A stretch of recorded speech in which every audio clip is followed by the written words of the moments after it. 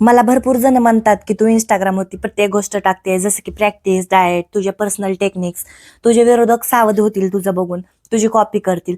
चांगलंच आहे ना मग. जर माझं बघून कोणतरी माझ्यासारखं होत असेल, तर मला या गोष्टीचा कायम अभिमान असेल. मला कधीच टेन्शन येत नाही, की कोण माझं टेक्निक बघून माझ्यासारखं होईल.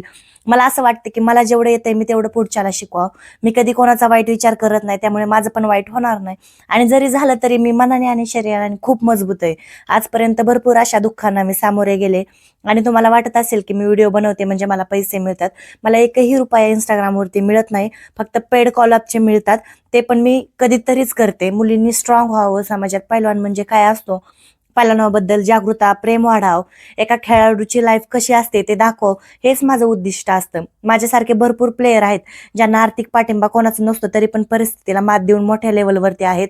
मला फक्त तुमच्याकडून एकच अपेक्षा आहे, की तुमच्या सगळ्यांचे प्रेम जसं की मागं होतं तसंच इथून पुढे असावं आणि येणारे जे माझे मैदान, स्पर्धा, टुर्नामेंट असतील याचा पण अनुभव मी नक्की शेअर करेल. Thank you for watching. Bye.